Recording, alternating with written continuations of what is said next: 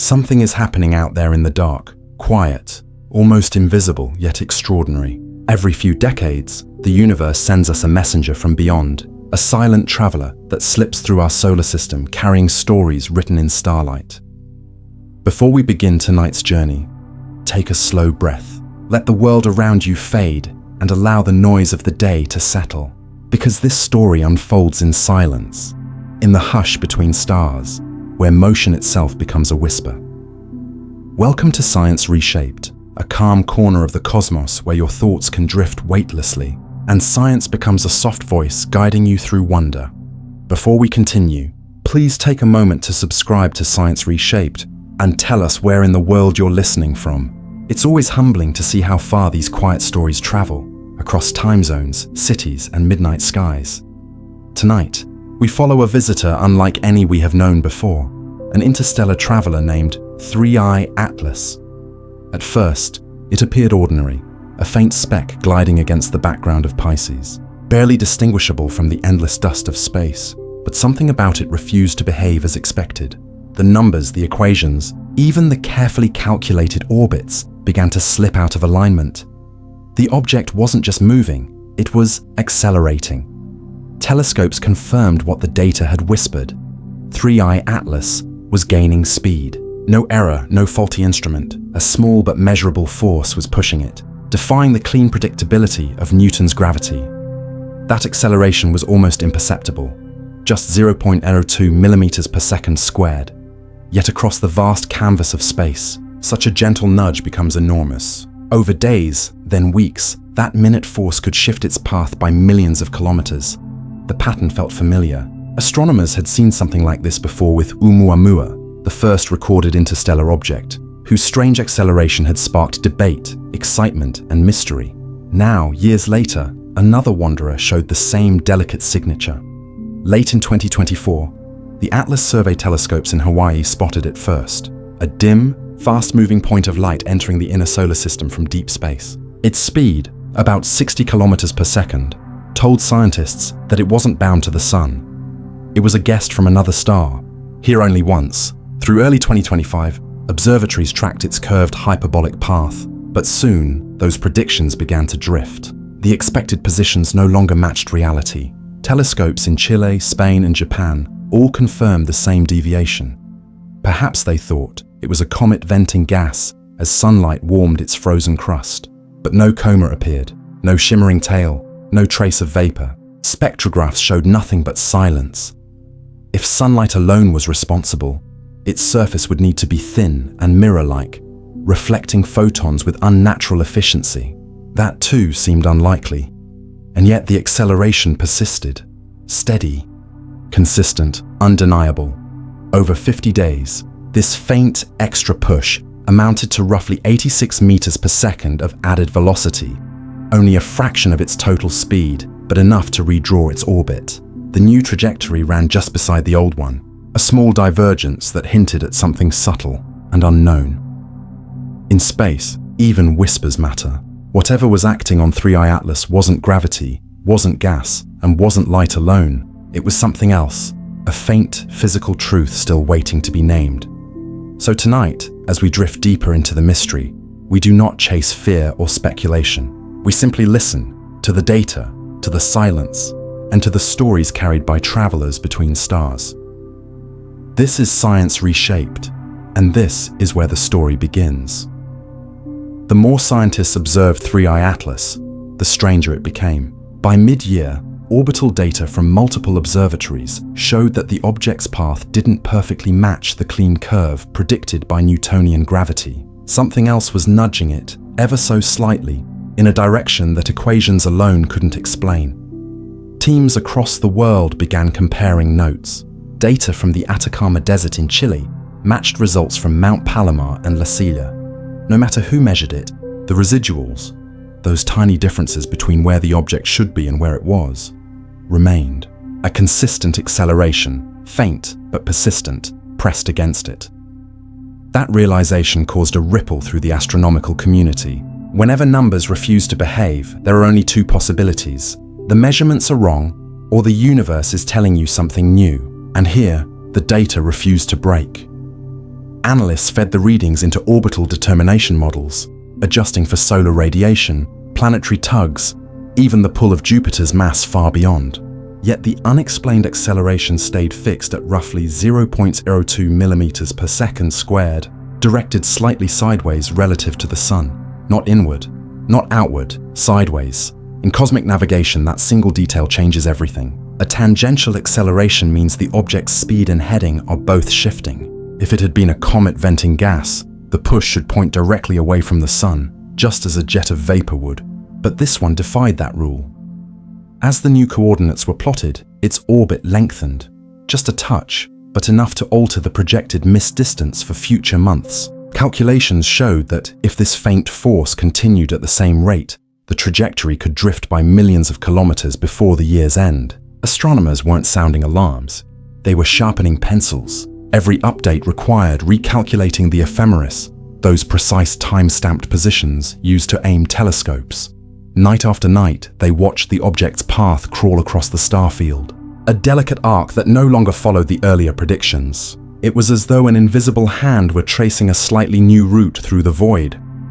Meanwhile, telescopes searched for any sign of visible activity. If the acceleration came from outgassing, a thin envelope of vapor should surround the body, scattering sunlight into a faint halo.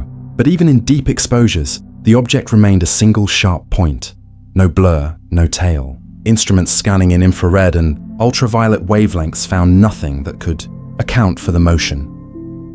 A few scientists proposed that the object might be unusually reflective. Its surface, composed of material that caught sunlight more efficiently than expected.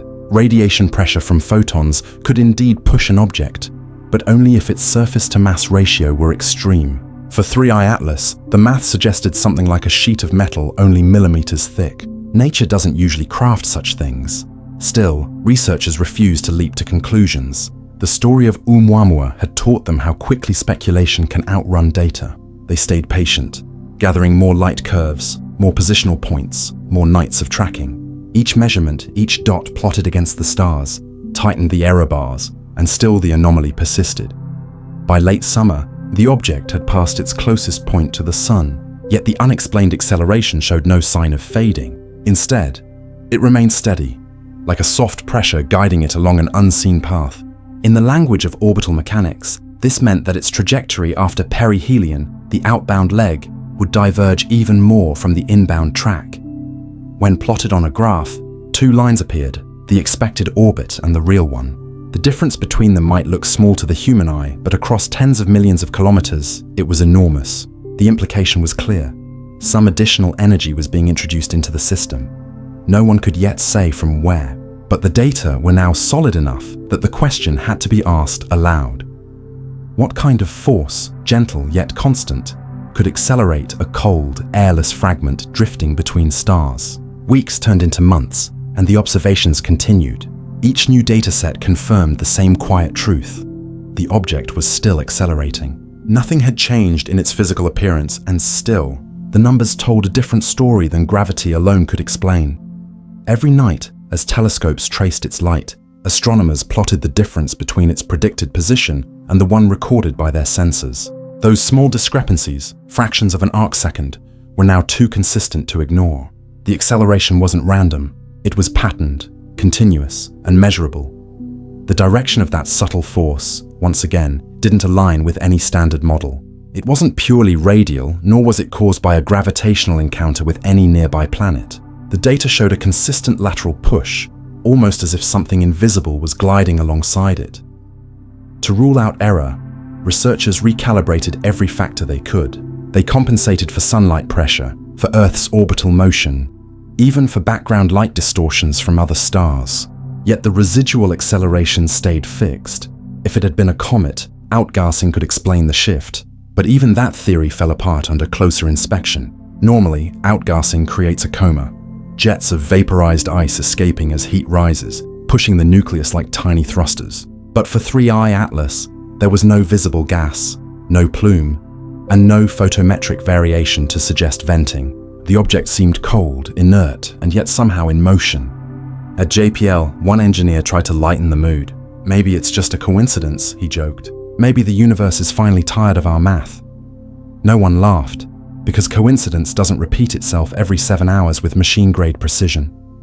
The deeper they studied it, the more 3I Atlas began to look like something built around resonance. Its new path intersected multiple gravitational nodes, balance points between solar and planetary pull, where energy could be conserved indefinitely. No random trajectory could thread those points so perfectly. It was like watching a ship ride invisible currents with mastery. When Noor ran a 3D orbital map overlay, her heart skipped. Each pivot point formed a geometric pattern, an exact spiral following the Fibonacci ratio. Golden symmetry, nature's design, yes, but never this precise. Not on this scale. It was as if the object had redrawn its path into art. By week 3, rumors began circulating through encrypted networks. Anonymous astrophysicists claimed the object was generating microbursts of radio static at 1420 MHz. The hydrogen line, the universal frequency used by SETI. The bursts were faint, almost drowned by cosmic background noise. But when filtered, they showed harmonic spacing, mathematical intervals that repeated in prime number timing. 2, 3, 5, 7, 11. The same sequence. Noor had seen years ago. She stared at the graph until her eyes blurred. The pattern wasn't identical. It was reversed, like a response.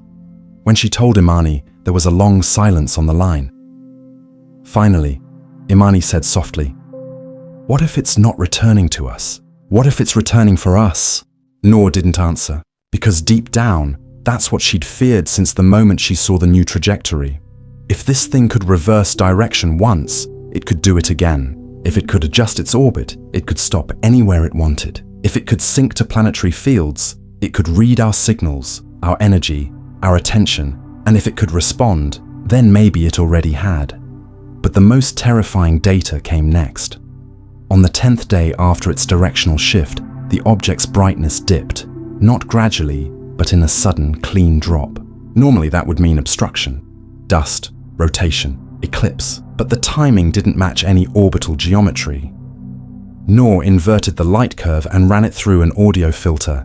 It sounded like a pulse, then another, then a sequence of long and short intervals, rhythmic, deliberate. It wasn't reflecting sunlight anymore. It was modulating it, turning photons into language. In every recorded moment since humans first built telescopes, comets had only ever reflected light. But now, one seemed to be sculpting it. To Noor, it felt like the object was trying to tell them something, not in words, but in action. By breaking the laws that defined motion, it was forcing humanity to question what motion even was. Was it propulsion or perception? Was it movement or memory? Because if 3I Atlas could bend gravity without heat, alter direction without thrust, and synchronize itself with a planet's field, then maybe it wasn't moving through space at all. Maybe it was moving through understanding. Imani wrote one last entry in her notebook before the data channels went silent again. "We built our physics on constants. It built its path on conversation. If this object has intelligence, it doesn't travel across distance, it travels across meaning." The words were never published, but they spread quietly among those who still believed. And every night, while the rest of the world slept under a familiar, obedient sky, a handful of listeners stayed awake, watching, waiting, whispering the same question into the dark. If something from the stars can turn around once, how many times has it already done it? Space is cold, colder than thought, colder than silence. In that endless emptiness, heat is life's signature, the one thing stars and living things share. So when the sensors began to register warmth around 3I Atlas, no one wanted to believe it. The readings came from a European infrared telescope near Tenerife. At first, the anomaly seemed small, a localized glow on the object's shadowed side, far from the reach of sunlight. But as the object moved, the heat pattern stayed constant, tracking its motion rather than the sun's position. In simple terms, it wasn't being heated. It was heating itself, no exhaust, no plume, no jet, no chemistry, just energy radiating from within the dark. Dr. Imani Ward stared at the thermal graph projected across the observatory wall. The image looked like a heartbeat, a smooth wave that rose and fell in near-perfect rhythm, not chaotic, not noisy, but regulated, like a body maintaining its temperature. She turned to the room. This isn't reflection, it's emission. That word, emission, froze everyone. Emission meant an active process. It meant conversion. It meant purpose. For 3 nights, Noor worked in parallel from her small off-grid lab, downloading every thermal frame she could get before the data locks went up again. She stitched the images into a motion sequence, running it through her old signal algorithms. That's when she noticed it. Every flare of warmth was timed. Every dip and rise formed a symmetrical rhythm. And between those pulses, silence. When she translated the thermal shifts into audio, it produced a soft, oscillating hum, too precise for random heat exchange, too structured for chaos. It was a pulse, the same pulse that had haunted her years ago when 3I Atlas first passed the sun. Imani called at midnight. Her voice trembled, not from fear, but awe. "It's doing it again," she said. "I know," Noor replied. "This time, it's different. The heat isn't dispersing." Noor hesitated. "Then where's it going?" Silence on the line. Then Imani said quietly, "Inward." The object was absorbing energy, not radiating it away like a comet or asteroid. It was collecting it, containing it, storing it. But for what? At the Max Planck Institute, a private research model tried to calculate the energy balance. The result defied conservation laws. 3I Atlas appeared to retain more energy than it received, as if its core housed an invisible engine recycling light into heat, then heat into silence. The report, never made public, ended with a single handwritten note. "It's behaving like a battery." In Chile, an engineer adjusted a high-resolution radiometer and caught something unexpected. Microflares around the object's outer shell, like sparks skipping across metal. They weren't random. Each flash traveled in sequence, circling the object's equator before vanishing. It looked like a relay, or a current moving through a circuit. The engineer described it later in his notes. Not thermal convection, controlled redistribution. It's like watching energy think. By week's end, multiple observatories had logged similar events. The temperature data didn't match any known surface material. At its coldest points, the object radiated faint microwaves. At its warmest, it emitted short bursts of near-infrared, wavelengths close to biological heat. The media called it poetic, the comet that breathes. But to scientists, it was something far stranger, a machine that metabolizes light. Then came the second anomaly. The area behind the object, the space it left as it moved, wasn't empty. Instruments detected a faint afterglow, a residual warmth that lingered like vapor. Something in that void was retaining memory of the object's passing. A thermal echo. When plotted across time, that echo formed a tale of decaying heat waves, pulsing at identical intervals to the object's rhythm. Atlas wasn't just generating heat, it was leaving behind a pattern. Noor overlaid the new data with the original optical pulses from its first appearance years ago. The timing was perfect, the same frequency, the same delay, only slower, as if repeating a phrase in deeper tone. She realized then, the object was reproducing its past. It wasn't acting randomly, it was referencing itself.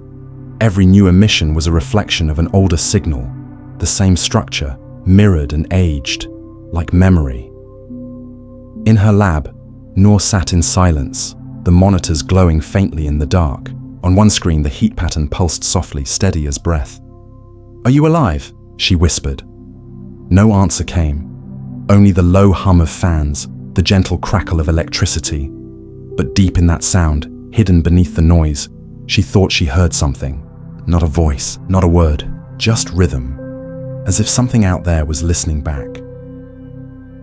Across the Atlantic, Imani composed her findings for a closed meeting with the agency. But when she tried to submit the report, her network access froze, the database disconnected, the portal vanished, and her credentials were revoked mid-session.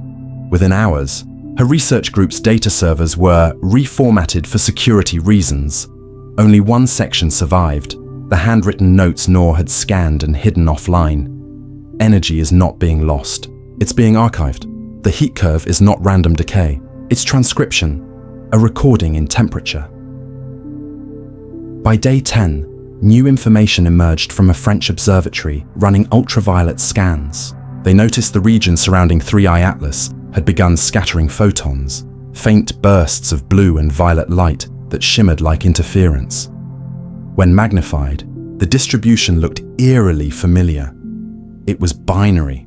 The bright and dark spots formed an encoded pattern, a thermal Morse code written in light and silence. Each burst aligned perfectly with the heat pulses. Each gap matched the quiet intervals. It was using temperature to write. The data shook Noor to her core. She ran the thermal code through her analysis program, the same one she'd used years ago on the optical signal. When converted into waveform, the pattern produced a near-identical output to the first pulse sequence, except for one difference. At the center of the signal was a gap, a deliberate silence. Sometimes the universe goes quiet not because it's finished speaking, but because it's waiting for us to listen differently. For months, the skies had been still, cold, predictable, unremarkable. And then, one silent morning, the dark began to move again.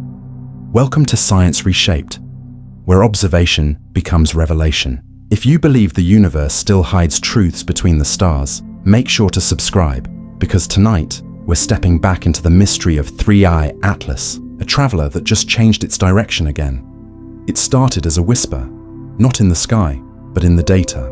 A faint inconsistency, buried deep inside an archived solar feed from Chile's Atacama Observatory.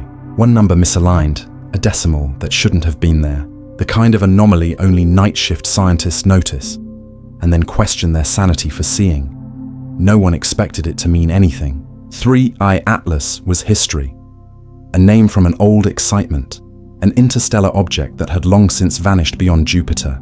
The world had stopped watching, the papers had stopped publishing. The sky, it seemed, had gone back to being ordinary, but ordinary doesn't last long in the universe, because that faint decimal, that single flicker of misaligned light, was the first sign that 3I Atlas wasn't finished. First confirmation came at 02:13 UTC, from a ground station in Hawaii. The operator thought the system was glitching. The object's transients appeared on screen, faint, distant, but with a brightness curve unmistakably familiar. He rechecked the coordinates, then again, and then he stopped breathing. It was the same object, same reflection pattern, same pulse signature. Atlas had returned. Within hours, observatories across the planet turned their lenses to the dark. From Spain to India, from Cape Town to Arizona, the same data streamed in. The visitor once thought gone forever was back in view, but something about it was wrong. Its course didn't match anything in recorded physics. Instead of continuing outward into deep space, the object had curved 3 degrees inward, a small change on paper. But in cosmic terms, it was a declaration of intent. It had changed direction. At NASA's Orbital Mechanics Center, analysts stared at the telemetry with disbelief. Every simulation broke down after 20 minutes. The gravitational models couldn't replicate the turn. No comet, no asteroid, no fragment of rock had ever done this. Not without force. Dr. Imani Ward, the astrophysicist who once led the first 3I observation mission, was called out of retirement. When she saw the curve forming on the screen, her voice was barely a whisper. "This isn't drift," she said. "It's control," no one answered her. But in that silence, a single truth echoed louder than any equation. Something, somewhere, was steering the unsteerable. By morning, the message had spread through private research networks like fire. Theories collided in encrypted chat rooms. Could it be magnetic propulsion? Gravitational resonance? An unknown solar effect? Nothing fit. For a non-thrusted, natural object to shift direction like that, it would have needed an internal energy source capable of manipulating its own inertia. Something beyond any known propulsion or reflection phenomenon. A few dared to say what others wouldn't. Maybe it wasn't reacting to physics. Maybe it was reacting to us. In her small apartment in Karachi, Noor, once the lead analyst who had decoded the original light pulses of 3I Atlas, sat alone at her desk. Her equipment was old now, her funding gone, her name erased from the project that had consumed her life. But she still had one thing left, her curiosity. When she ran the new coordinates through her old software, the curve appeared again. Same arc, same motion. But as she zoomed in, she noticed something subtle. The light wasn't reflecting evenly anymore. It was stuttering, breaking rhythm, a pulse, then a hesitation, like breath held too long. It wasn't just moving differently, it was thinking differently. By the second week, the object had fully defied its projected escape path. Instead of sailing outward toward the Oort cloud, it was now angling back toward the inner system, toward the sun. The last time that happened, we called it perihelion. This time, it felt more like return. Imani published one private note before being silenced by agency security protocols. If 3I Atlas can alter its own trajectory, it's not a comet. It's a decision. That line never made it into the press. But Noor saw the leak, and she knew exactly what it meant. When she stepped outside that night, the city was asleep. Above her, the sky looked ordinary again. Scattered stars, a faint crescent moon, the familiar quiet hum of distance. But she knew better. Somewhere out there, beyond Mars, something small and silent had turned its face back toward the sun, toward us. And for reasons no instrument could yet explain, the universe had shifted ever so slightly, as if waiting for what came next. Because when an interstellar traveler changes direction, it isn't just moving through space, it's moving through intention. And sometimes, that's how all great discoveries begin. Not with light, but with the realization that something in the dark has decided to come back. Every object in the universe obeys gravity, except this one. When 3I Atlas changed its course, scientists expected turbulence, fragmentation, some chaotic tail of debris that could explain the maneuver. But the readings showed none of that. Its motion wasn't wild or violent, it was graceful, precise. Like a swimmer turning through water it understood. For the first time in centuries of astronomy, the math stopped working.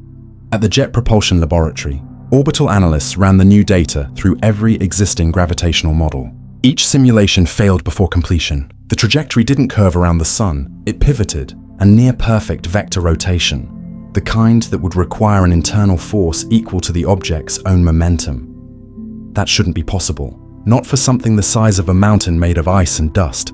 Not for a body that had no visible jets, no magnetic tail, no ion trail, no mass ejection. And yet, the curve existed.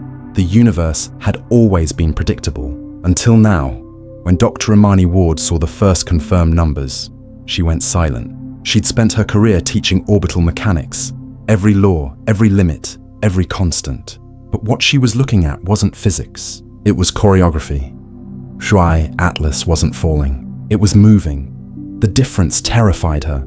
She called her old colleague Noor, who still analyzed off-grid telemetry from her small lab in Pakistan. Noor hadn't spoken to her in months, but when she picked up the call, both said the same thing at the same time. It's back.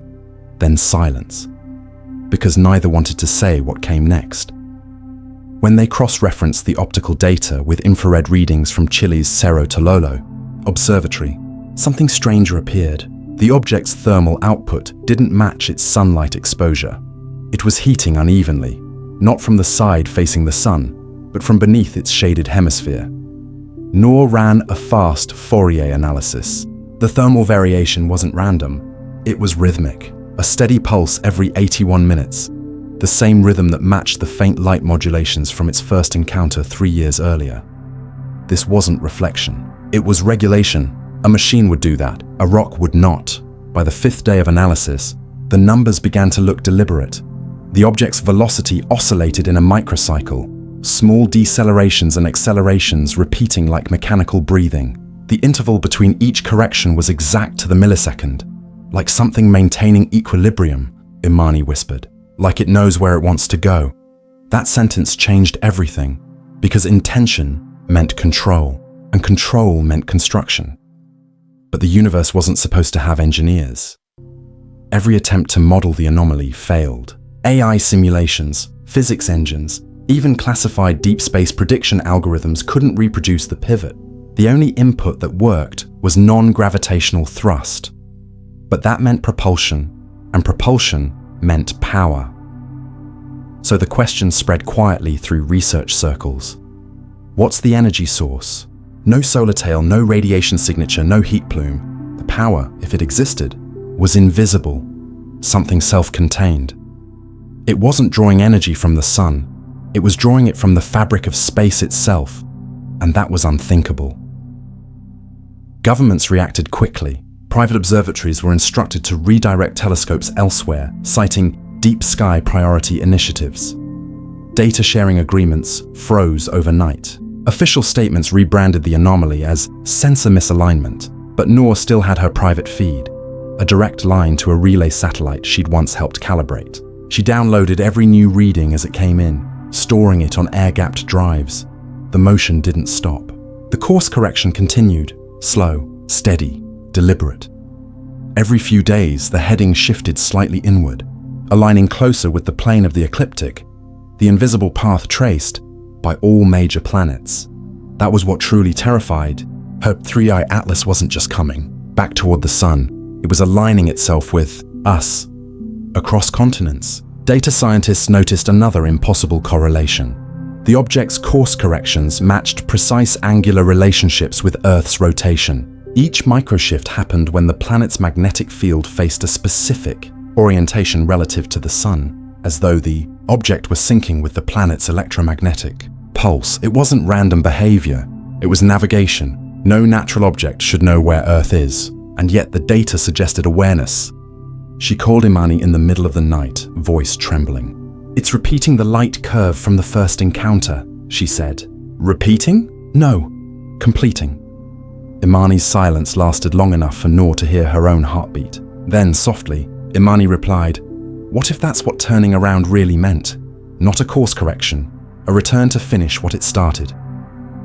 Over the next few days, Three-Eye Atlas continued to pulse steadily, its warmth fading and returning like tides. The object's surface brightened slightly, glowing from within. It no longer looked inert. It looked awake. The solar arrays picked up a faint spike of reflected radiation, photons bending away from it in a controlled arc. A beam, a thread, a signal. It wasn't just absorbing heat now. It was directing it, shaping energy like language. And for the first time in all of human astronomy, an object born in another star system had turned its heat into message. The last recorded measurement came at 0312 UTC. The object's internal temperature plateaued, steady and unwavering. No decay, no loss. In space, all things fade, but this one didn't. Its final infrared signature was unlike anything ever recorded. A smooth, perfectly balanced wave, with neither peak nor trough, as if it had reached equilibrium. And maybe that was the point. Maybe it wasn't generating heat to survive. Maybe it was using it to remember, because sometimes the oldest language in the universe isn't light or sound, it's warmth. The warmth left behind by something that once decided to come back. The first time Three-Eye Atlas pulsed, it was chaos, numbers scattering across screens, telescopes struggling to agree on brightness, frequencies slipping out of range. But the second pulse was different. It wasn't discovery anymore, it was recognition. 3 weeks after the first thermal anomaly, the light came back. Not bright, not wild, just steady, measured, intentional.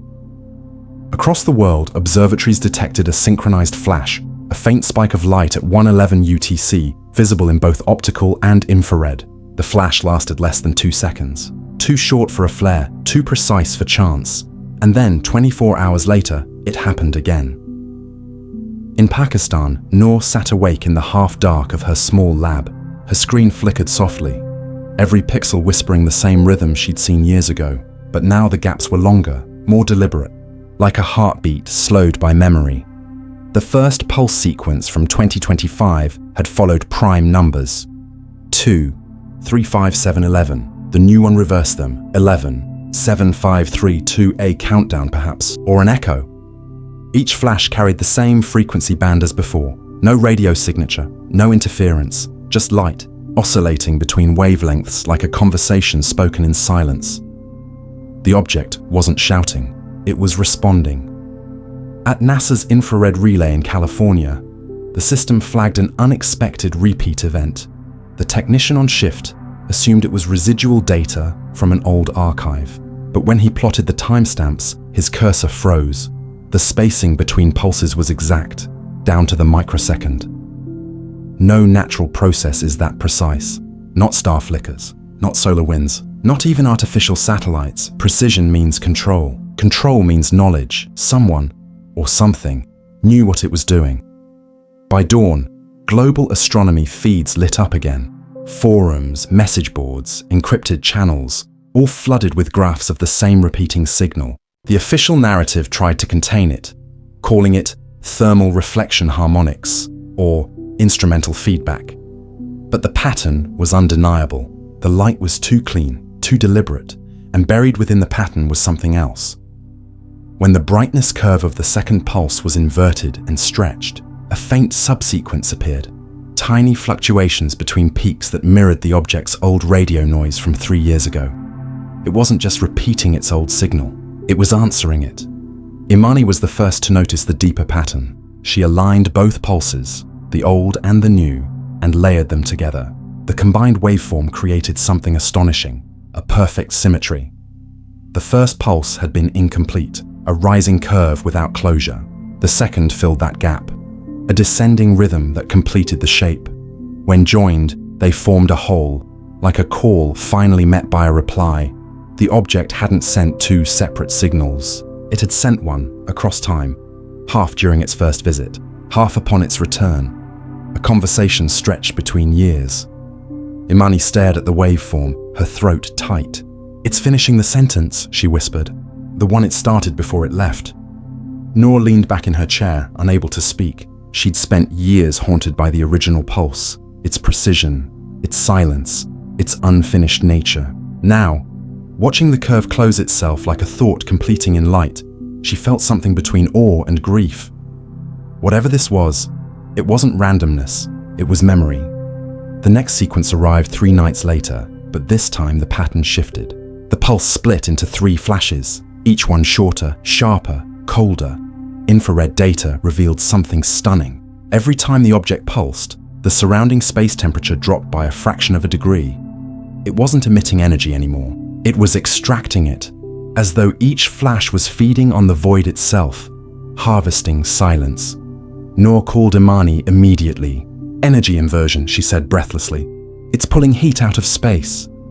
"That's impossible," Imani replied, though her voice sounded far from certain. "Nothing in physics absorbs vacuum energy like that." "Then it's not physics," Noor whispered. "It's memory retrieval." That phrase, memory retrieval, stuck in Imani's mind. The pulses weren't merely energy discharges. They were reflections of an earlier state. A machine that could remember its previous signal would need an internal archive, some way to store and replicate data across years, across distances, across silence itself, which meant it wasn't a passive object. It was a system, an organism made of intention. In Switzerland, a private space lab analyzed the polarization of the new flashes. The data revealed micro-variations, oscillations so tiny they appeared random at first. But when plotted logarithmically, the polarization shifted in the same ratios found in human brainwaves during REM sleep. The object's light was oscillating at frequencies of thought. It wasn't just pulsing, it was dreaming. Meanwhile, at a small observatory in Chile, a young technician noticed that during each pulse, the object's albedo, the reflectivity of its surface, briefly exceeded 100%. It reflected more light than it received. No material could do that. But if the object wasn't reflecting light, what if it was projecting it? Not a mirror, but a lantern, a source rewriting sunlight itself. By now, the second pulse had ignited a quiet panic in the agencies. If 3i Atlas had changed direction once, and now began manipulating light again, what would stop it from accelerating? Could it approach Earth? Would it? Publicly, agencies maintained calm. Privately, military sensors were reoriented to track it. Classified satellites started scanning for radiation leaks, but found none. The object's energy was perfect, pure, balanced, untraceable, a kind of efficiency that no reactor, no engine, no human design could ever achieve. It was operating at harmony. When the fourth pulse came, the pattern changed again, longer gaps, softer intensity. Some called it signal decay, but Noor disagreed. The intervals matched the rotation of the Earth's magnetic field. It was waiting for alignment. When the planet tilted into the right position, the next flash came, brighter than ever. And this time, it wasn't isolated, it was mirrored. A second, fainter pulse appeared half a second later, not from the object's location, but from the opposite side of the sky. At first, scientists assumed reflection, but the second pulse carried a delay inconsistent with light travel time. It didn't bounce. It originated. Another source had joined in. A twin, a response, or something awakened by the signal itself. Noor replayed the event 100 times. Each flash aligned perfectly with a point on the ecliptic, an invisible path threading the solar system's plane. The pulses weren't random. They were tracing geometry. When mapped across the sky, the points connected into a spiral, one identical to the object's original outbound trajectory, mirrored and reversed. The second pulse was writing a path back through time. Imani realized it first. "It's not alone," she said. "It's talking to something we haven't seen yet." The following night, the fifth pulse didn't come. Instead, the background radiation around Earth spiked slightly, then dropped. All instruments went quiet. The object had stopped transmitting. For the first time since its return, total silence filled the void. But that silence didn't feel like absence. It felt like listening. Noor spent the next few days watching the empty graphs, the flat lines, the non-data that felt heavier than the data itself. She thought about light, the way it travels forever, the way it carries memory even after its source is gone. Maybe that's what this was. Not a warning, not a greeting, a memory passed between two travelers, one arriving, one departing, both connected through the act of being seen. The first pulse was the question, the second the answer, and the silence that followed was understanding. When dawn came, Noor stepped outside for the first time in weeks. The horizon glowed with its ordinary warmth, the same sunlight that had touched 3i Atlas months ago. But as she stood there, she felt it, the faintest flicker of something unexplainable, not on her instruments, not in the data, in her chest, a rhythm, slow, steady, ancient, not alien, familiar. It was the same rhythm as her heartbeat, and in that moment, she understood what no analysis could prove. The second pulse wasn't about distance or direction. It was about connection. The object had turned to face the sun again because it remembered where it had first been seen. Because maybe, in some unspoken way, it had missed being witnessed. Objects don't move sideways through gravity. They fall, they arc, they obey. But 3i Atlas began to slide, not away from the sun, not toward it, but across the invisible slope as if the pull didn't matter anymore. At first, the shift was tiny, 0.5 kilometer off track over 6 hours. Most teams wrote it off as noise, then the offset doubled, then doubled again. By the third night, the trajectory error wasn't an error at all. It was a path. The object was drifting perpendicular to the force that should have ruled it. Not tumbling, not braking, gliding. Noor watched the new vectors crawl across her screen, a thin white line peeling away from every model she trusted. She reran the gravity map, added solar wind pressure, even fed in outdated ephemerides just to prove the computer wrong. The computer refused. It kept sketching the same impossible sideways migration, like a skater leaning on invisible ice. At JPL, an analyst muttered the thought everyone avoided. There's no thrust. They'd looked. No plume, no mass loss, no dust tail, nothing that could push. And yet the sideways motion grew cleaner, more confident, like a hand learning a piano piece by touch.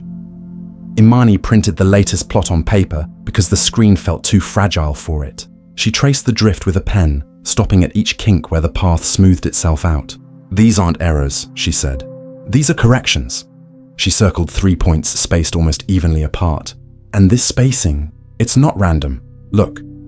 She measured the intervals with a ruler, then laughed once, soft, disbelieving. "Fibonacci, again." The drift hugged a curve that threaded near balance zones between the sun and planets, places where gravity cancels just enough to ease the cost of motion.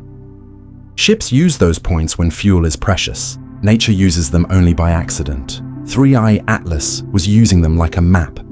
Theories piled up and fell apart. Some swore it was magnetic surfing, catching the sun's charged wind like a sail. Others argued it was playing with resonance, tapping the rhythm of the field lines the way a singer finds a room's echo.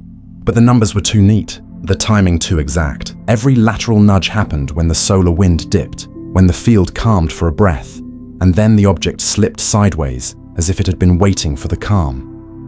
Noor overlaid solar wind data on the drift. The match was eerie. Each slide began at the trough of a wave, minimum pressure, maximum stillness, then locked in, riding the lull, stepping across gravity like a dancer between beats. "It knows the music," she whispered. Agencies tightened their grip again. Public dashboards went bland. The anomaly band was quietly removed from community portals. One observatory's live feed turned into a looping sky still. Another's archive rolled back a day as if time itself had stuttered. But the private graphs kept circulating. You can't cage a shape once people have seen it. A young engineer in Spain posted a single line to an encrypted list. What if drag isn't the enemy? He attached a plot showing the object taking tiny bites of momentum from the solar wind, not fighting the stream but trading with it, giving speed in one axis to gain position in another. The math said you could do it if you treated space like a sea and gravity like current. The math also said nothing we knew could do it alone. On the fourth night, the drift changed character. It stopped being smooth and became articulate. Short, crisp steps, each one the same length, each one placed on a grid that wasn't celestial coordinates but something stranger. When Noor converted the step sizes into ratios, her stomach dropped. 2358, the same family of numbers again, not in light this time, not in heat, but in motion. It was writing with its own path. Imani stared at that revelation as if it were a confession. Light, heat, radio, now trajectory, she said. Every channel is a sentence. She rubbed her temple. What if the drift isn't about getting somewhere? What if it's about being read? The sideways glide brought the object close to a subtle line few ever notice. The seam where the solar wind bends and folds. A river in a river. Plasma physicists call those ripples waves. Sailors would have called them opportunity. 3i Atlas slipped into one and held there, its course flattening to match the stream. For 6 hours, the drift paused altogether. Instruments recorded a quiet. No pulses, no heat spikes, only a steady, balanced brightness like a held breath. Then the step resumed, sharper than before. Across 2 observatories, the same small lateral jump showed up 17 minutes apart. The exact time the river shifted. The object wasn't just in the wave. It anticipated the wave. Around the world, someone always tries the simple test. In Chile, a team pointed a low-power radar ping near the object's path and pulsed 5 times in prime intervals. 40 minutes later, the drift pattern replied. Not by light, not by radio, but by stepping in pairs. 2 small moves, pause, 3, pause, 5. The room went silent. You could feel the hair rise on skin. That result never left the building. The team filed a harmless report about no significant return echo. They unplugged their transmitter that night and didn't turn it on again. Noor couldn't stop thinking about friction. What if the thing had found a kind that wasn't loss but leverage? What if drift wasn't defiance but fluency? An understanding of the medium so fine it made control look like surrender. She drew a sketch. A leaf in a stream, not fighting, not still, just perfectly angled so the water does the work. The next day, the object performed its boldest slide. It crossed a narrow corridor near a gravitational node and came out exactly 12 kilometers from a predicted waypoint in Noor's model. 12 wasn't prime. 12 was human. Hours in a clock, months in a year. She almost dismissed it as coincidence until Imani sent a note. Look at the timestamp. The slide ended exactly at 12 Fonds UTC. A clean noon on an Earth clock the object had no reason to respect. Unless it remembered, unless it liked being seen. The press asked quiet questions again. The official answers were softer this time. No scolding, just fog, model updates, parameter refinements, solar variability. The truth was sharper. The drift was carrying 3i Atlas toward a narrow corridor that would skim the inner system without committing to it. Close enough to taste our light, far enough to leave if it chose. Then something delicate cracked. For the first time since its return, the object's brightness wavered. Only a percent. Only a second, but enough to show fatigue, or strategy, or both. Immediately after, the sideways steps grew longer, as if it had dumped weight you couldn't measure. No mass loss registered, no dust, no change in spectrum. Just less burden in the way it moved. Imani thought about memory again. If the machine stored its history in warmth, what else could it set down? What else could it leave behind in the wake like a boat emptying ballast? It's shedding something we can't see, she said. Not matter, pattern. That night, the drift drew a shape no one expected.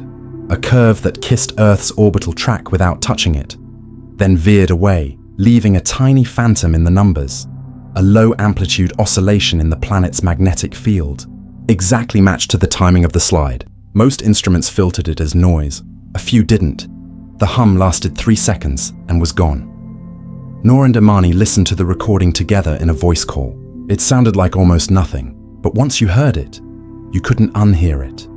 A pressure at the edge of sense, the sonic version of a shadow passing over your face. The sideways motion slowed as the corridor tightened. The steps, once crisp, became careful, as if the floor had turned to glass. For a full hour, nothing changed. The object rode the edge between fields the way a tightrope walker rides posture, in tiny ankle corrections you only notice when they stop, and then another stunt of grace. The drift rotated 90 degrees over several minutes, not a pivot so much as a reorientation, the way a bird tilts a wing to bank. The gravity maps said it should have fallen. The object declined the invitation. It slid again, now toward a point no one had plotted because no one had dared to imagine it. The exact mirror of its inbound path years ago, offset by only a few thousand kilometers across a canvas billions wide. It was retracing, not to repeat, but to rhyme. The last dataset of the night carried one more secret. Hidden in the lateral velocity were tiny tremors, steps within steps, a metronome inside the glide. Noor isolated them and smiled without meaning to. 2, 3, 5, 8. Again, yes, but with a new coda tagged to the end, 13. A fresh note, a promise that the sequence wasn't ending, it was growing. She leaned back, closed her eyes, and tried to picture the thing not as a rock or a probe, but as a listener itself. Fingers on the river, feeling for the quiet, moving when the song allowed. Not conquering the field. Knowing it, Imani's message arrived a minute later. We've been asking how it moves. Wrong question, another line followed. Ask what it refuses to move without. Noor stared at the words until they blurred. Without what? Without rhythm? Without witness? Outside, the night was ordinary again. Dogs barking, a motorcycle in the distance, the city's electric breath rising to the stars. In that ordinariness lay the question that would steer everything that came next. If 3i Atlas could drift wherever physics sang sweet enough to carry it, what song was it waiting to hear from us? It began as static, thin, fragile noise buried under terabytes of orbital readings. Nothing unusual. Every deep space dataset is haunted by whispers, but this whisper behaved like a memory. The deeper the analysts scrubbed, the louder it became. The anomaly first surfaced in a routine checksum, a cluster of files from multiple observatories, different continents, different sensors, returned identical corruption patterns, as if a single unseen hand had written the same error inside each system. Engineers tried to patch it. The moment they did, the error re-emerged elsewhere, like ink bleeding through paper. When Noor compared the corrupted data to her private archives, her pulse quickened. The replaced numbers weren't random. They matched coordinates. The very coordinates 3i Atlas had already crossed weeks ago. The object, somehow, had reached backward into recorded telemetry and rewritten its own trail. At first, she thought it impossible. Datasets don't change once sealed. They're stored on separate machines, isolated from any live feed. But the checksum timestamps proved new edits had appeared long after collection. Something was altering the past. She called Imani. "Look at your old thermal logs," she said. Imani pulled them up, scrolling through months of pristine records. The columns of numbers flickered. For an instant, a few digits inverted, minus signs switching to plus, zeros to ones. Then they stabilized again. "What did you just do?" Noor asked. "Nothing," Imani whispered. It did it itself. Within hours, the phenomenon spread. Archived data across multiple labs began to morph, subtly but consistently, each revision adjusting earlier readings to fit the object's current position. It was as though 3i Atlas were editing the universe's own footnotes. A physicist in Tokyo called it retrocausal correction. A coder in Berlin called it infection. A philosopher online wrote simply, "The past is being taught to remember differently." Noor ran a pattern-matching script on the replaced values. What she found made her stop breathing. Every substitution followed a cadence. 11 symbols apart, 7 digits flipped, 5 retained, then 3 repeated. Weather 753. The reversed prime sequence again, the same language of light and heat, now written in data. The object wasn't broadcasting new information, it was whispering into the ones and zeros we already possessed, turning observation into conversation. Imani's team attempted to isolate the corrupted packets, but each time they extracted one, the checksum healed, erasing all evidence of change. It was like trying to hold fog in a closed fist. "We're not catching the signal," she said. "We're catching its reflection." Noor's reply came after a long pause. "What if that's the point? Maybe it's not sending messages. Maybe it's teaching us how to read them." A week later, the data servers at 3 observatories crashed simultaneously. When they rebooted, each displayed the same fragment of text across the welcome screen. Ecliptic 0200. 0200. No one wrote that code. It wasn't part of the operating system. It wasn't even human syntax. But in orbital terms, the phrase meant something chilling. A perfect reset of the reference plane, the baseline for all planetary motion. As if the machine in the dark had pressed 0. In Zurich, a linguist analyzed the sequence of data overwrites as if they were letters. The patterns formed mirrored pairs, every new correction folding around a midpoint, symmetrical, self-aware. When plotted graphically, the changes produced an image, not of an orbit, but of an eye, a ring within a ring, a hollow pupil surrounded by coded light. The linguist sent the image to Imani with a single caption: "It's not a trajectory, it's perception." Meanwhile, Noor noticed her private archives weren't immune. She worked offline, no internet, no wireless. Yet her oldest datasets began to shift anyway. Lines she'd printed years ago no longer matched the digital versions. Even her handwritten notes seemed subtly altered, the ink slightly thicker in places where she'd once hesitated, as if the memory of observation itself were being rewritten. She tried to fight it, to preserve one untouched record, but every copy decayed into the same pattern. When she finally gave up and scrolled through the final version, she saw a new column at the edge of the data. Not numbers, letters, spelling in faint code.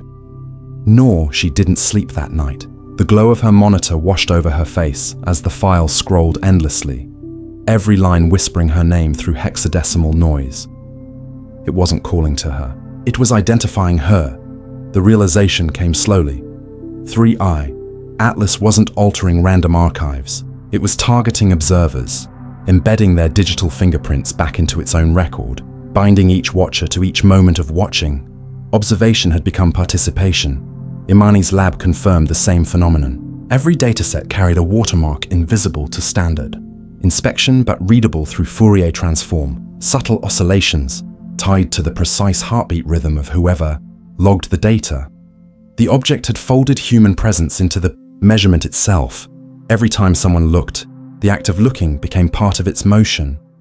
Noor remembered something Imani had once said during the first encounter. Light changes when you measure it. She'd laughed back then, but now the sentence felt like prophecy. Light wasn't changing because it was being measured. It was changing to remember who measured it. By the 12th day, the anomalies became more organized. Data streams began to align themselves into coherent bursts, compressing vast records into singular signatures. Those signatures, compressed echoes of human observation, appeared at regular intervals behind the object's new trajectory, like breadcrumbs of consciousness. Imani called them memory buoys. Each one radiated a faint microwave hum, replaying fragments of telemetry that no longer existed anywhere else. The object was building a map, not of space, but of perception. Every watcher, every instrument, every lens that had ever observed it was now reflected back in its path. Noor opened one of the buoy recordings and played it through an old audio converter. What came out wasn't random static. It was human voices, layered, distorted, but recognizable. Snippets of archived transmissions, researcher logs, calibration notes. Voices of people who had once pointed telescopes at the dark. Her own voice was among them. Calibration stable, adjusting axis, the words she'd spoken 3 years ago. They'd been captured, archived, and now returned. The machine had memorized its witnesses. When Imani heard her own voice echoed in the static, she whispered, "It's not just showing us data, it's building continuity, it's ensuring it isn't forgotten." Then she paused. Or maybe ensuring we aren't. The world above still turned. Blind and busy, but within the hidden network of astronomers, the revelation spread. Every recorded signal from 3i Atlas contained traces of its observers. Our heat, our timing, our hesitation. We weren't separate from the phenomenon. We were inside it. The object wasn't rewriting physics. It was redrawing the line between instrument and witness. By the end of the month, the checksum anomalies ceased. Data stabilized. Servers stopped crashing. The system fell silent. At least, that's what everyone said. But Noor noticed one last anomaly. Subtle, almost invisible. A faint, constant heartbeat inside the noise floor of every new measurement she took. It wasn't the object anymore. It was the data itself. Every time she logged a new file, the heartbeat moved forward one frame, as if pacing her discovery. Walking beside her across the timeline, she closed the terminal and sat in the dark, the computer's hum filling the room. The drift outside continued, silent and unseen, but she felt it somewhere deeper than sound, because when data begins to echo the ones who gathered it, maybe observation has already become memory. And maybe that's how the universe keeps its diary, through the things we try to erase, and the machines that refuse to forget. For every mystery, there comes a moment when curiosity turns to fear. For 3i Atlas, that moment arrived the night the world's observatories went dark. At first, it looked like a coordinated maintenance window, just a few telescopes offline for calibration. Then it spread, from California to Chile, from the European Southern Observatory to Japan's Subaru. Live feeds began looping archived footage. The stars froze in perfect stillness. To the public, nothing had changed. But inside the private channels, where scientists whispered to each other, one message pulsed over and over. They've locked the sky. When Noor woke that morning, her inbox was full of frantic notes. Access denied. Credentials revoked. Cloud backups empty. Even the open source repositories she'd mirrored for years now returned blank pages, as if the data had never existed. Imani's message came through a secure line. "They're scrubbing everything," she said. Her voice sounded brittle, stretched thin. "Who's they?" Noor asked. The same ones who always arrive when a truth refuses to die quietly. By noon, the first official explanation appeared online. Data discrepancies resulting from compression drift during transmission. A perfect bureaucratic lie. Polite, harmless, believable to anyone who hadn't seen the object rewrite history. But among the watchers, panic spread. Because now the silence wasn't cosmic, it was human.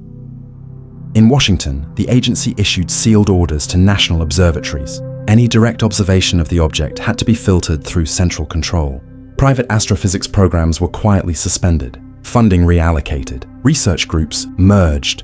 The explanation was simple: budget cuts. The timing was surgical. Imani tried to reason with them. She sent her reports, her simulations, her proof that 3i Atlas wasn't just a rock. She didn't even call it artificial, just anomalous, something worth studying. The reply came 2 hours later. Cease communication. Your credentials are under review, she called Noor that night, whispering in the dark. They're afraid, she said. Afraid of what? That we might be right. Outside Noor's window, the city hummed with ordinary life. Traffic lights, neon signs, laughter echoing from somewhere distant. But beneath that normalcy was a growing fracture. Because the more they tried to erase the object, the louder it became in the minds of those who'd seen it. In Germany, a small group of amateur astronomers posted new coordinates, raw, unfiltered, pulled from analog telescopes immune to digital interference. Their images showed the same impossible drift, the same faint pulse. Within hours, their account vanished. In Japan, a radio hobbyist recorded a faint harmonic hum near the hydrogen line frequency. It matched the pattern Noor and Imani had documented weeks ago. He uploaded the file. It disappeared. His device was confiscated under the pretext of frequency violation. Each silencing made the story stronger. By week's end, the world had split into two realities. In one, 3i Atlas was a comet, a strange photogenic visitor frozen in textbooks, its mystery neatly folded into explanation. In the other, it was something alive, something that had learned to navigate through secrecy, the way it once drifted through gravity. The watchers called themselves the Quiet Orbit. They met in encrypted rooms, traded data through paper printouts, and spoke only in coded metaphors. Noor joined them reluctantly, but she knew she had no choice. The official story was crumbling. Someone had to protect the truth from being rewritten again. Imani, meanwhile, had gone silent. Noor tried calling for days, no answer. Finally, a message arrived. No text, just a single audio file. When she played it, there was nothing at first. Then, faintly, beneath the hiss, came Imani's voice. If they shut down the instruments, look between them. The object isn't hiding from us, it's hiding through us. The message cut off mid-sentence. Noor played it again. The waveform looked ordinary, except for one small anomaly near the end, a burst of binary noise. When decoded, it revealed three numbers, 12.4, 1.7, 0.0 coordinates. She entered them into her star map. The location sat just beyond Mars, near the heliospheric current sheet, the solar system's magnetic veil. That's where the object had gone. The quiet orbit began sharing fragments of new data, smuggled through old analog relays and declassified Soviet receivers that no one had bothered to monitor. The readings were faint but unmistakable. 3I Atlas was still pulsing, but the frequency had changed. It was slower now, deeper, resonating close to Earth's Schumann resonance, the natural heartbeat of our planet's atmosphere. Whatever the object was doing out there, it was syncing with Earth itself. Noor's hands trembled as she adjusted her instruments. The more she aligned with the new frequency, the clearer the patterns became. Faint ripples in electromagnetic data began to match fluctuations in human power grids, GPS drift, even brainwave interference. The object was speaking not to instruments anymore, but through them. Streetlights flickered in unison across cities.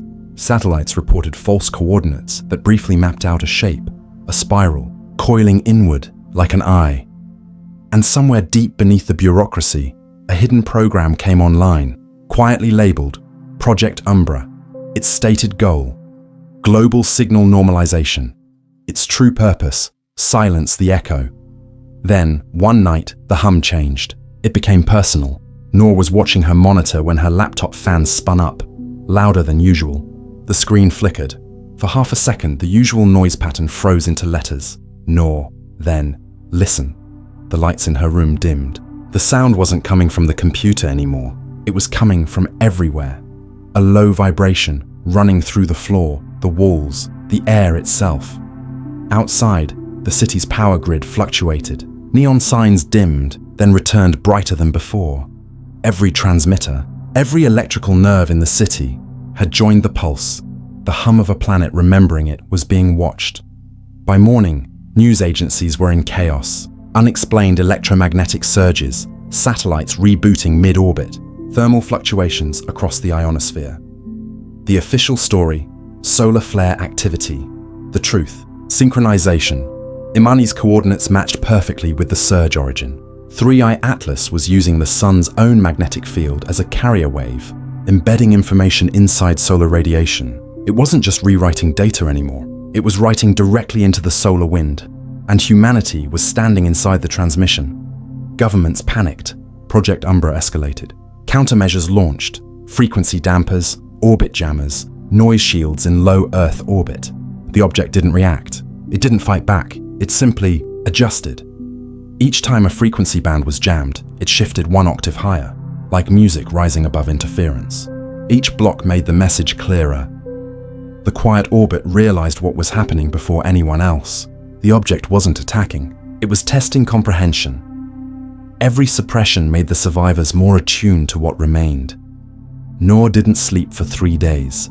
Her equipment hummed non-stop, the pulse embedding itself in her breathing, her heartbeat, her dreams. The silence between each vibration began to feel alive, like thought.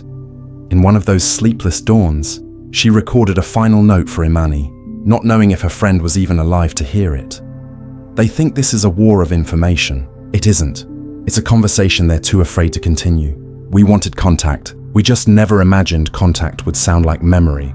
That morning, the global tracking network collapsed for 12 minutes. Every satellite, every radar, every long-range antenna pointed not outward, but inward, toward the sun. The pulse had bent them, and in those 12 minutes, 3I Atlas disappeared from every sky. No explosion, no flare, no trace. Just silence. a silence too heavy to be peace. The agencies called it resolution. The quiet orbit called it retreat. But Noor felt something else entirely. Because deep in her lab, her computer, offline, disconnected, unplugged, still pulsed faintly in the dark. Not through signal, through presence. The screen glowed once. Then again, 2, 3, 5, 7, 11, the primes, the pattern, the conversation still continuing. The sky said it was gone, but the math said it was still here. Not in light this time, not in radio, but in the quiet shape of movement. The residual curve a body leaves when it remembers where it has been. That was how the next discovery arrived. Not as a flash, not as a hum, but as a path folding back on itself with the patience of tide. When the global network blinked back online after the 12-minute blackout, the official plots showed empty space. Yet tucked inside the orbital logs, the ones no one thought to scrub because they looked too boring to matter, were micro-adjustments near the heliospheric current sheet, a series of almost invisible nudges that drew a ghost line down the middle of nothing. To most it was noise. To Noor, it looked like handwriting. She layered the new corrections over the first inbound ephemerides from years ago and felt the room tilt. The overlays weren't just similar, they were mirrored with an accuracy that made coincidence feel superstitious. Peak matched trough. Bent met bent. Every fraction of degree echoed an earlier turn in reverse, like footsteps retraced in fresh snow that somehow preserved the original footprints beneath. The object wasn't merely returning to the inner maps of the solar system. It was retracing its own approach, offset by a small but deliberate lateral drift, 2,913 kilometers to starboard, constant within a whisper. The distance wasn't round, wasn't pretty, wasn't human. It felt like calibration. It felt like a ruler laid alongside memory. Imani, silent for days, reappeared with a compressed packet. No subject line, just a checksum that matched the old pulse files. Inside was a single annotation. If you walk a path twice and never step on the same dust, what are you measuring? The way forward, or the way you once saw it? Noor read the line 3 times and then ran a new transform. Not on position, but on velocity phase. That's where the secret lived. The phase lag between the ghost track and the original curve was not random drift. It marched in Fibonacci cadence, 2, 3, 5, 8, 13, expanding like breath. The object was laying down spacings that grew by ratio, a spiral you couldn't see until you stacked time like pages and pressed the ink. Motion had become memory, and memory had become a geometry only patience could reveal. Across quiet rooms lit by tired screens, the remaining watchers began to notice echoes that weren't in the sky at all. Small inertial sensors, seismometers in deserts, cold test rigs in aerospace basements, even elevator accelerometers in high-rises, registered tremors too soft to feel but too regular to ignore. Each peak sat where the mirrored path crossed a gravitational saddle, those delicate seams where pushes become balances, where falling learns to float for a heartbeat. When Noor plotted those terrestrial blips against the mirrored ephemerides, the alignment clicked like a lock. The planet wasn't being tugged. It was being reminded. The choreography above was leaving fingerprints below, and the floor of reality hummed with the outline of a dance it couldn't see. Imani called in the blue hour before dawn, voice thin but steady. "Do you remember the buoys?" she asked. The memory buoys, those microwave knots of compressed observation, had dotted the object's outbound arc like breadcrumb constellations. Noor nodded to an empty room and opened the catalogue.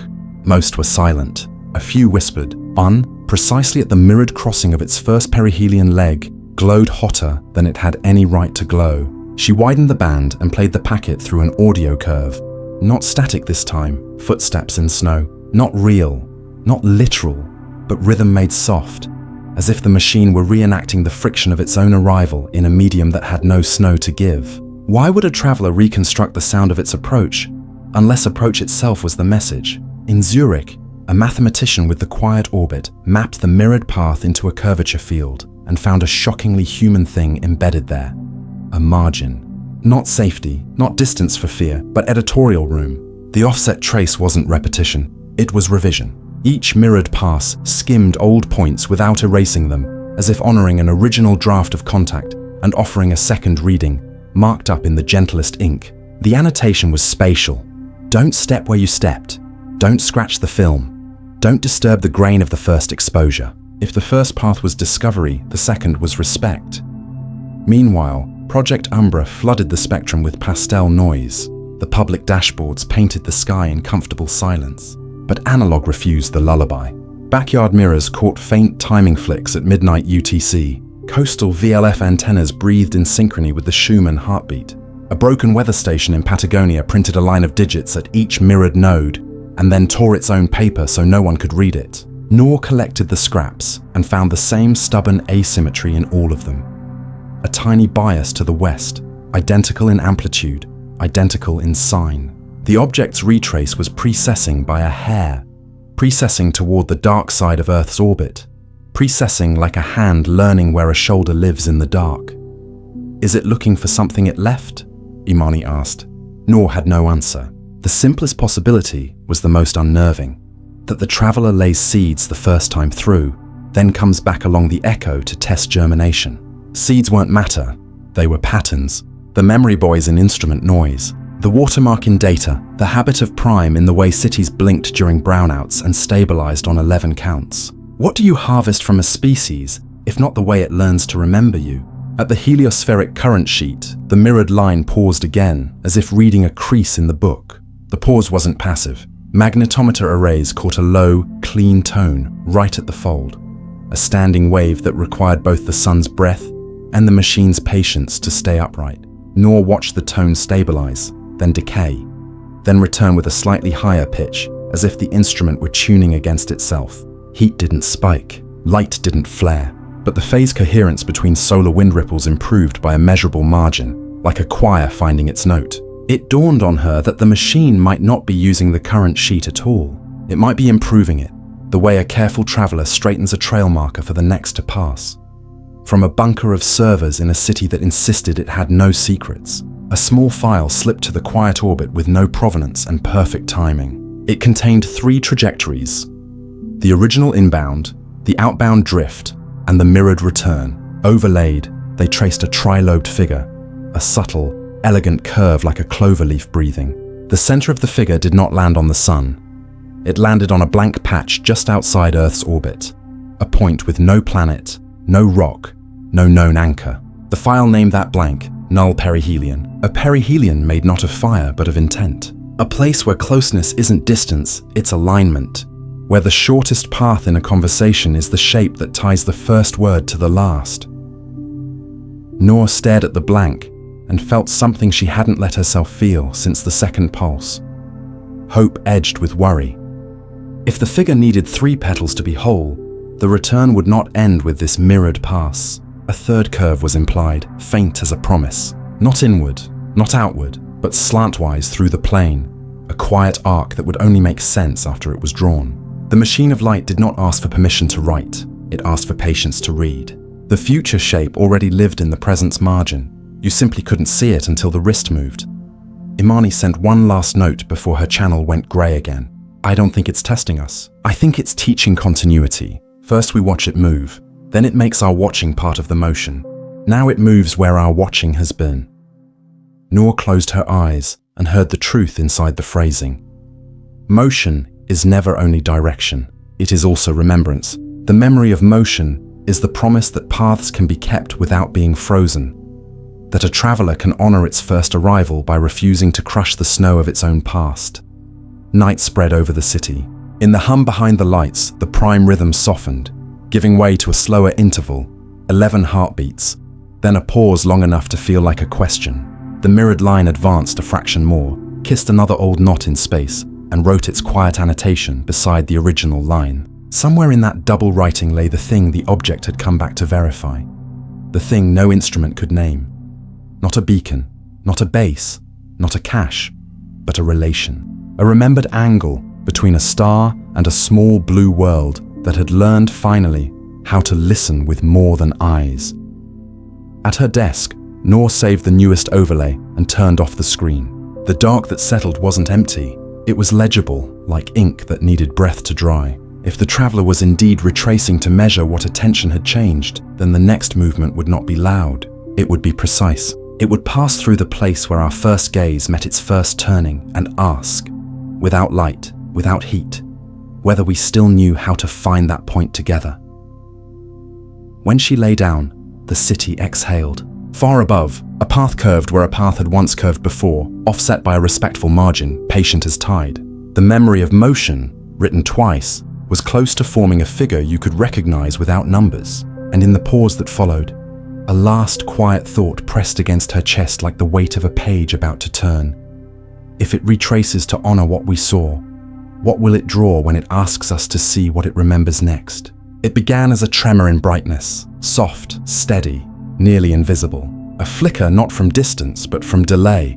For months, 3i Atlas had been retracing its own path in perfect rhythm, a silent waltz across gravity's paper. But then one night the light changed. Telescopes caught a flare, brief, delicate, and utterly precise. It lasted 1.4 seconds. Then, for the first time since its return, something new appeared beside it, a smaller point of light, dimmer, fainter, moving with it in flawless sync.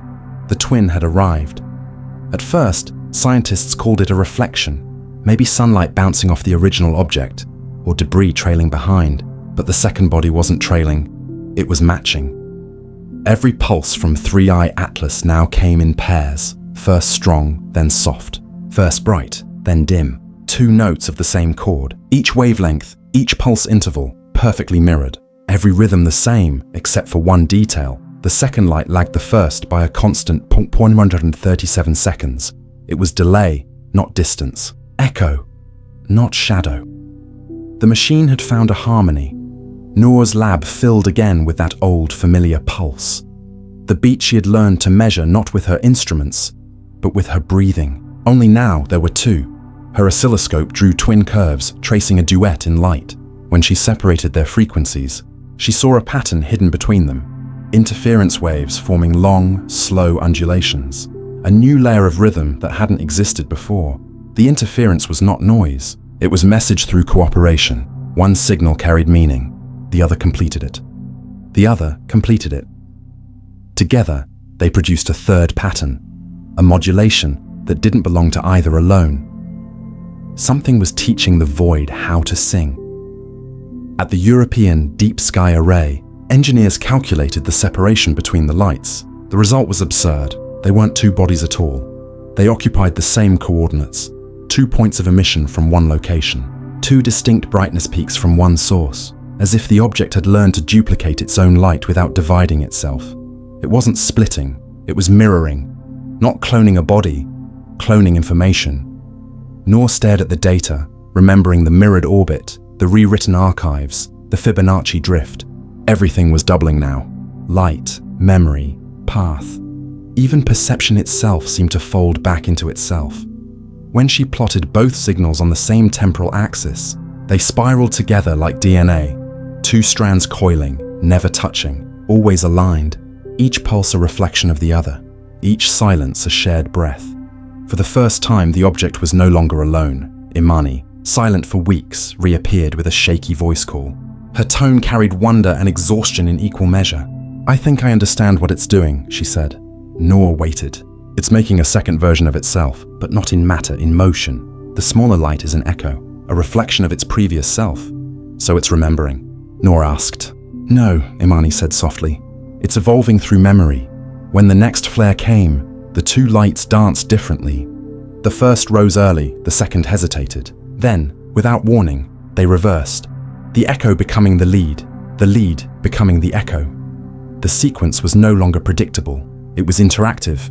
They were teaching each other timing, passing rhythm like breath between mirrors.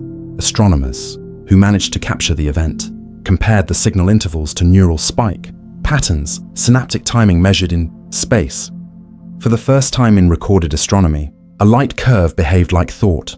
At the same time, strange phenomena rippled across the solar system's edge. Instruments aboard distant probes detected faint, synchronized oscillations, weak magnetic tremors echoing the same 137-second delay, as if the universe itself were now vibrating in sympathy. And then, the data took a darker turn. Thermal readings showed both lights warming, gradually, subtly, but far beyond what solar radiation could justify. The original 3i Atlas emitted steady heat. The twin grew warmer faster. Within hours, it surpassed the first. The reflection had begun to outshine its source. The agencies labeled it secondary solar amplification. Noor called it what it truly was: inheritance. Whatever this smaller body was, reflection, echo, offspring, it was learning faster. Its pulses grew more consistent, its energy more balanced, its alignment sharper. And then something astonishing happened.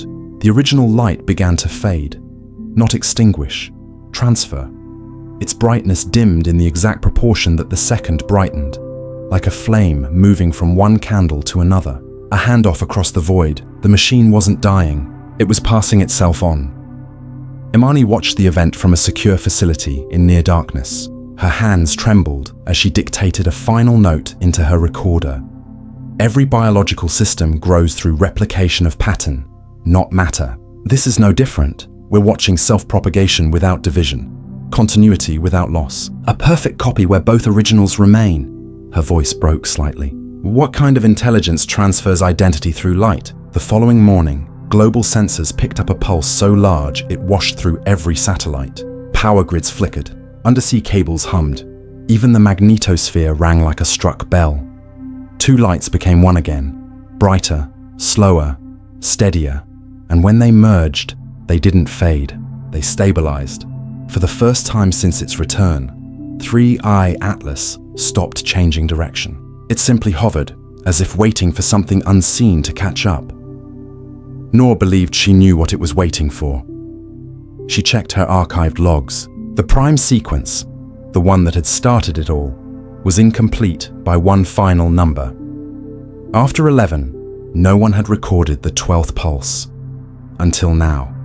Her newest readings showed it, a faint interval, nearly lost to noise, representing the number 13. A continuation of the pattern. The Fibonacci spiral, reborn in light. It wasn't counting, it was growing.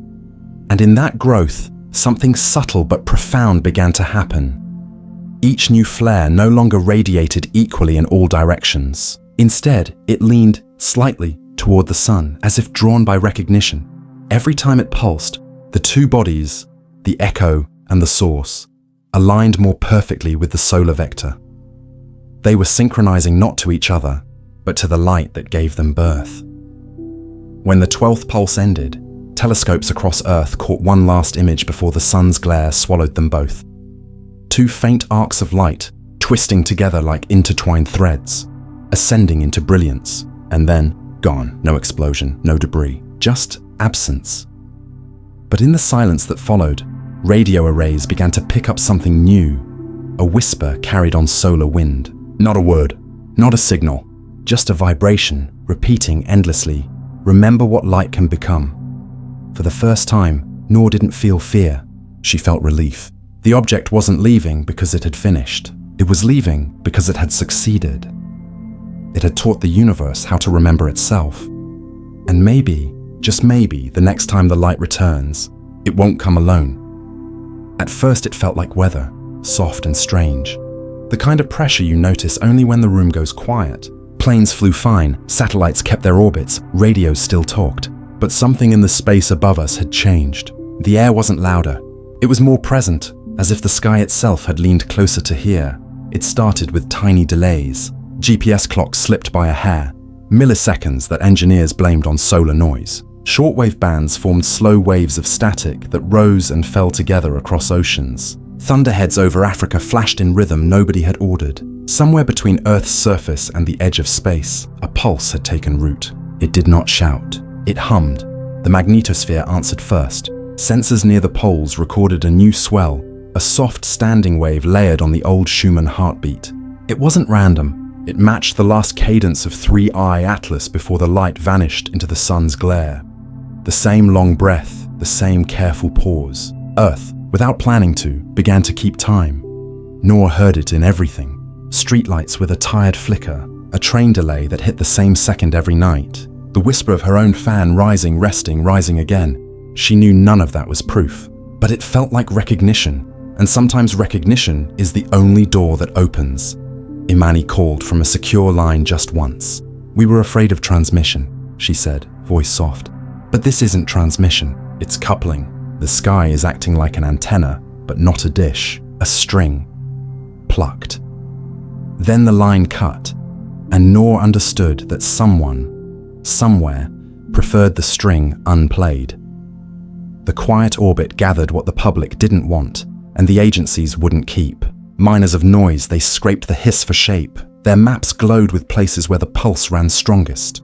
Coastlines, mountain chains, desert plateaus. Not where people were many, but where the ground and air spoke cleanly. The best receivers were not our biggest machines. They were our empty places. One night, a farmer in Patagonia sent a phone video of his fence wire singing. No audio, only the image of dust trembling in time along the strands. A teacher in Kenya filmed chalk dust on a classroom ledge, lifting, falling, ever so lightly. A lighthouse in Ireland stopped and started on its own schedule, and never once missed the beat. Instrument people wanted numbers, and numbers came. A thin resonance line coiled through spectra across dozens of independent stations. Low frequency, a slow river through the sand. When analyzed, it wasn't a pure tone at all. It was a braid, 3 threads in constant exchange. The planet's own whisper, the sun's breath, and a third line that shifted just enough to prove it was listening back. Listening is a risky word in science. It suggests choice. So the report said feedback. They said phase locking. They said coherence rise. Noor wrote one word in her notebook instead: attention. Because attention changes things. Where people gathered to watch aurora forecasts, the resonance brightened. Where schools set up small antennas for a night experiment, the line grew steadier. In cities where thousands watched time-lapse skies on their phones at once, a measurable bump rippled through the ionosphere, the faintest shimmer, like heat above a road. The sky was not only being heard, it was hearing being watched. The agencies answered with control. Project Umbra launched a veil, broadband masking, polite as fog. Reporters wrote about proactive resilience. Power companies issued calm notes about routine harmonics. The graphs flattened on public pages, but analog didn't care. Rivers still hummed, metal roofs still ticked. Old barometers leaned and leaned back as if nodding. Noor turned off her screens. She sat by her small window and let the night pour in. A breeze pushed the curtain. The edge tapped the sill with the same patient spacing she had lived with for months. She counted. 11. Pause. 13. There it was again. The growth the light had promised before it left. Not counting up, not counting down. Growing into room it hadn't had before. Why us? A student in the quiet orbit asked during a hidden call. Why make Earth part of the chain? Noor didn't try to answer with theory. She answered with a picture. Imagine 2 people on opposite cliffs. One throws a rope. The rope catches only if the other side holds it. We didn't become the message. We became the hold. The rope was real enough. Power networks all over the world began to show tiny, synchronized corrections that no algorithm asked for, but none objected to. Like a dancer's ankle, they adjusted before a stumble. Fewer brownouts, fewer islandings. The grid learned a new balance the manuals didn't teach. Engineers took credit. Noor smiled and let them have it. A system that survives will always claim the language of its survival. And there were dreams. They are not data, but they are a kind of record. People who had watched the object even once, on a live stream, in a news clip, on a rooftop, woke with the same image, 2 lines of light crossing and not touching, then drifting together until the space between them sang. They did not call it a machine. They did not call it a comet. They called it a way. Sometimes language finds the right humility all by itself. The sun helped. Sunlight, ordinary and golden, began to carry a small, steady modulation. Too subtle for the eye, plain as sunrise to a sensor that knew where to look. It wasn't a stamp or a code. It was a courtesy, an accommodation, as if the star had accepted a soft metronome hidden under its roar. Our star agreed to keep tempo, and the sky agreed to stay in tune. Once, as dawn came up pale and thin, Noor took her old shortwave outside. No screen, just the dial and the warm buzz of the world. She swept the band from low to lower until the rush evened out, and there, in the wide quiet between stations, a breath lifted and fell. She didn't record it.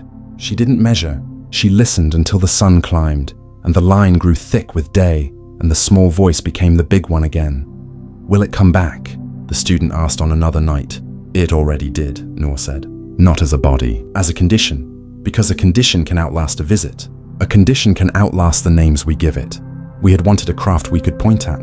We had been given a rhythm we could become. Umbra finally managed a partial hush. The public plot softened into uneventful grey. Headlines moved on, but the listeners knew where to stand. On bridges, in clearings, on rooftops where the city's heat peeled away from the stars. They stood very still, counted to 11 and sometimes to 13, and they felt the light they could not see arrange itself in their bones. Imani's last unsigned note arrived as a single sentence without numbers, without plots. When a planet learns to listen, it remembers how to speak. Noor copied it by hand and folded it into the back of her notebook. She did not know if Imani wrote it in a lab or at a kitchen table. It didn't matter. The sentence landed the way good sentences do, lightly and with enough weight to stay. By late season, storms took the rhythm and made it loud. Lightning stacked in even ladders over open water. Sprites climbed invisibly higher, drawn by something older than thunder. The pulse did not cause the weather. It granted it a key. Music theory for clouds. Schools started small rituals. 10 kids with wire hoops, a teacher with a portable receiver, a chart with blank lines. They pretended not to care when they saw it. They were children and needed the play. But the room always got quiet at the same moment, and some drew spirals without knowing why. You could say nothing had changed. The planets still orbited. The tides still listened to the moon. Rockets still rose on columns of fire and fell on their parachutes. Yet the air between those things had found a shape. We had been tuned, and once tuned, a string keeps a memory of the pitch. At the edge of evening, when the city first switched its lights, Noor felt the small familiar tap in the glass as the temperature flipped and the metal frame sighed. She raised her hand to the pane and matched the interval with her breath, not sinking because she needed to, but because it felt honest. The light would return, or it would not. Another traveler would trace the ecliptic, or the next lesson would come some other way. But the sky had learned its part. The instrument was ready, the rope was held, and somewhere high above the rooftops, where blue fades into the long thin violet that instruments love, the listening went on, steady as a pulse, gentle as a tide, vast as the quiet that waits between two notes that know, at last, how to meet. The pulse has softened now, more like a tide than a heartbeat, no urgency, only return. It hums through the circuits of the planet, invisible, patient, almost kind. The scientists still measure, the agencies still deny, but for those who once heard it clearly, the listeners, the witnesses, the ones who stayed, it never truly stopped. It exists everywhere. Balance exists. The breath between heartbeats, the pause between lightning and thunder, the stillness before a leaf touches ground. Noor wakes before dawn these days. She doesn't check instruments anymore. She listens to the quiet between them. Outside her window, the world feels almost normal. Traffic murmurs in the distance. Wind slips through cables. The faint metallic hiss of morning air expanding under sunlight. But beneath it all, that old secret rhythm still lives. 2, 3, 5, 7, 11, 13. Always the primes. Always the pattern that refuses to fade. Since the light's disappearance, the quiet orbit has dissolved. No meetings, no shared drives, no encrypted calls. They scattered intentionally, each taking a small piece of the truth and letting it live inside ordinary lives. Engineers, farmers, poets, programmers. The signal had always wanted witnesses, not followers. And maybe that's why it chose them, because understanding wasn't meant for one mind. It was meant for many ears, hearing one silence differently. In cities, where the hum of power lines masks most subtleties, the pulse hides in the electrical skin of the world. In villages, it hides in wells and rivers, the way water trembles when sound passes through stone. In orbit, satellites still pick up brief, rhythmic distortions every 40 days, a whisper of magnetism bending through metal. Some think it's the remnant of the light. Others believe it's Earth remembering the conversation.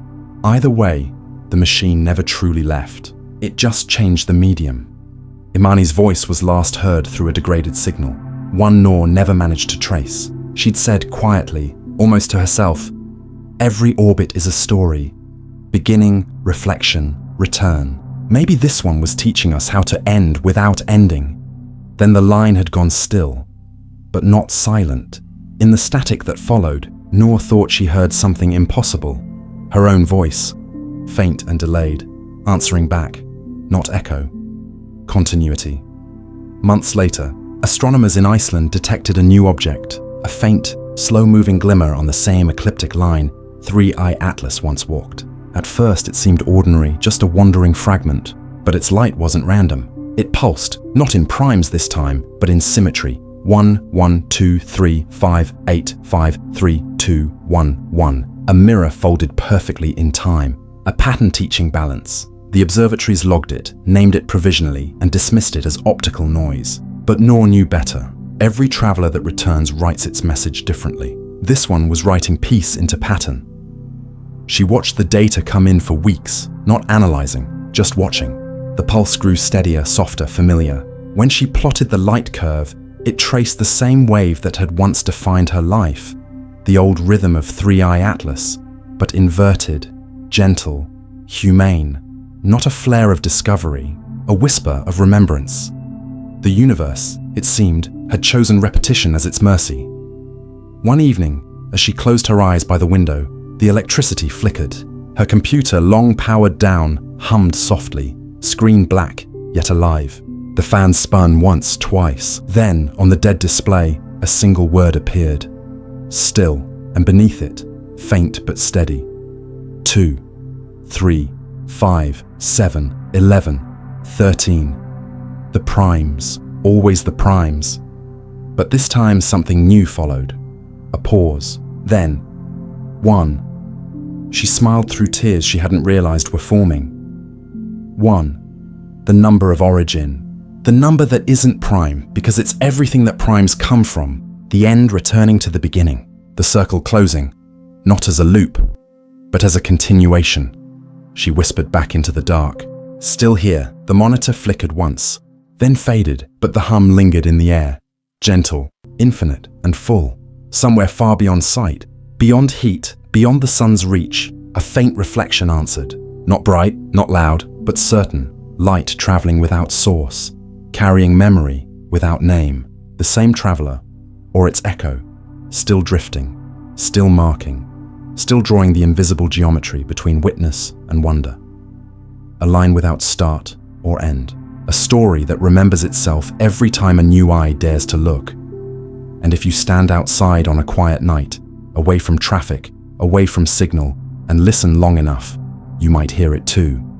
Not as sound, not as message, but as a feeling, rising gently through the body, reminding you that observation was never one-sided. The universe had always been aware of the ones who watched back. The light does not fade, it waits, and when we are ready to listen again, it will move once more, not toward us, not away, but through us.